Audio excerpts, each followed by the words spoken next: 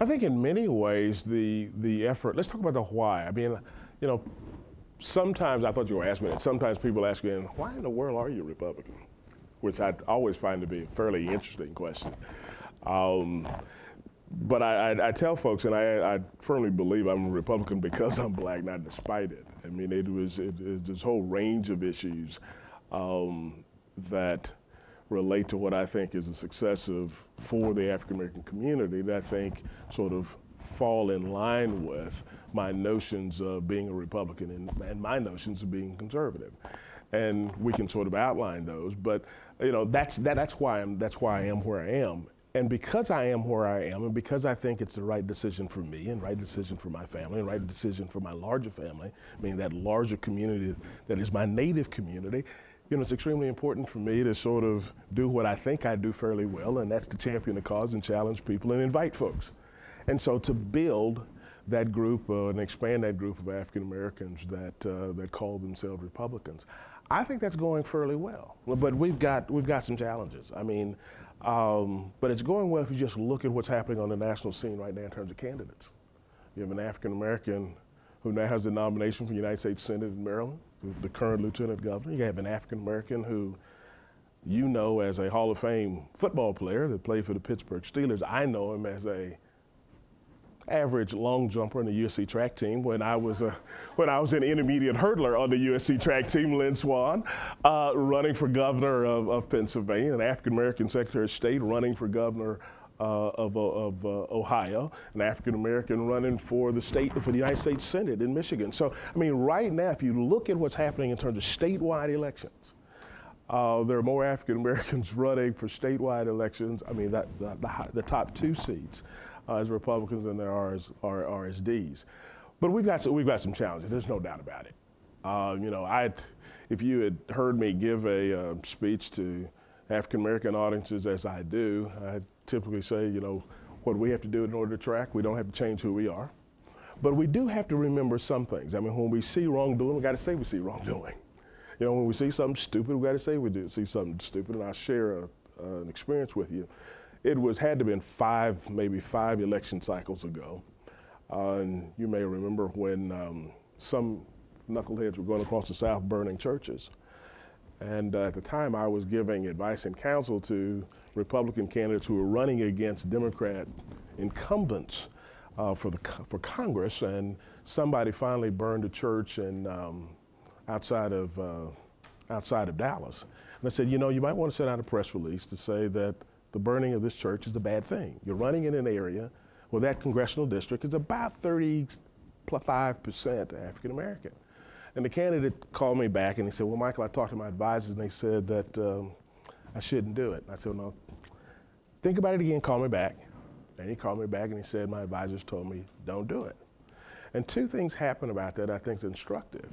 The first one was my wife and I were going to hold a fundraiser for this candidate at our home with what I would call non-traditional African-American Republican donors, black folks. And Donna said no man was going to come into her house and raise money who didn't have the sense to say the burning of a church was a bad thing. So that's the first thing that happened. Second thing that happened, you know, he had all these proposals where he wanted to talk about, you know, school vouchers and how you move mothers from welfare to work and entrepreneurship. He had all these great ideas, you know, these great initiatives on paper. And he called me and he wanted to know why African-American ministers wouldn't call him back. And I was reminded of something that Lee Adwater said years ago. He said, you know, people don't care what you know until they first know that you care. One of the things that we have to do as a party when we see stupid stuff is to say it's stupid. One of the things you'll probably hear me talk about at this convention is what I think is the role for us as, not Republicans, but a role as Americans in terms of Sudan. And not only in terms of our giving to humanitarian efforts and not only our praying, but, you know, on two occasions, unfortunately, I've been trying to talk to our pension fund, Texas pension fund directors for Employees Retirement Fund, as well as Teachers Retirement Fund. My parents are retired teachers. And see if we would encourage those funds to divest in companies that are doing business in Sudan. So, I mean, all of those kinds of things, I think, will inure towards us making some progress. And if we had not made progress in terms of the African American vote, George Bush would not be president today. It's what he was able to do in moving in Ohio from 9% to 14%, what he was able to do in Florida, in sort of the same kinds of magnitude of increase in African American votes, allowed him to be president today. And I've had a lot of fun. You probably heard me, I'll share it with them. You probably, in the last election cycle, I got to go around the country as part of a trio and going into predominantly African American audiences. I had on one side, I had Miss America from 2003, and on the other side, I had boxing promoter Don King. I had the beauty and the beast. But if you haven't campaigned with Don, you just haven't campaigned. I mean, there's nothing like campaigning anywhere with Don King. We were in front of a train station in New York City. Don was standing in the middle of the street with 3 lanes of traffic going this way, 3 lanes of traffic going the other way, 2 American flags standing in the middle of the street. Vote for George Walker Bush. Vote for and I mean, traffic stopped. Because when you see a troll doll standing out in the middle of the street, I mean, traffic just stopped. I mean, but Don was just phenomenal in campaigning for the president, and I'll do that. I think the other thing that's happening on that front is that with Michael in Maryland and Ken in Ohio and Keith in Michigan and Lynn in Pennsylvania and hopefully myself and Wallace and Dale here in Texas and other African American statewide elected officials, that generation grew up in,